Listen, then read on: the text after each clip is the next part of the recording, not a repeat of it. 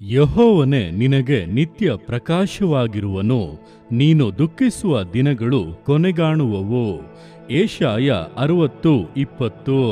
ಪ್ರಿಯರೇ, ಈ ಲೋಕದವರ ಮುಂದೆ ಎಲ್ಲ ಚೆನ್ನಾಗಿರುವಂತೆ ವರ್ತಿಸಿ ಒಬ್ಬೊಂಟಿಯಾಗಿರುವಾಗ ಇರುಳಿನ ಅವಸ್ಥೆಯನ್ನು ಅನುಭವಿಸುತ್ತಾ ಎಲ್ಲಿ ಹೋಗುವುದು, ಏನು ಮಾಡುವುದು, ಭವಿಷ್ಯತ್ಕಾಲ ಹೇಗೆ ಎಂಬುದಾಗಿ ನಾನಾ ವಿಷಯಗಳ ಚಿಂತೆಯಿಂದ ದುಃಖದಲ್ಲಿಯೂ ಕಣ್ಣೀರಿನಲ್ಲಿಯೂ ನೀವು ಜೀವಿತವನ್ನು ಕಳೆಯುತ್ತಾ ಇರುವುದಾದರೆ ಆ ಇರುಳಿನ ಅವಸ್ಥೆಯನ್ನು ಬದಲಾಯಿಸುವಂತೆ ಯೆಹೋವನೇ ನಿಮಗೆ ನಿತ್ಯ ಪ್ರಕಾಶವಾಗಿದ್ದು ಮಹತ್ಕಾರ್ಯವನ್ನು, ಅದ್ಭುತ ಕಾರ್ಯವನ್ನು ಮಾಡಲಿದ್ದಾನೆ.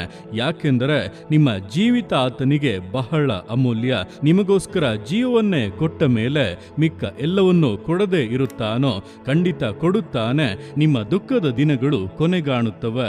ದೇವರು ನಿಮ್ಮ ಸಂಗಡ ಇದ್ದು ಈ ವಾಕ್ಯಾನುಸಾರವಾಗಿ ನಿಮ್ಮನ್ನು ಆಶೀರ್ವದಿಸುವರು. ಆಮೇನ್.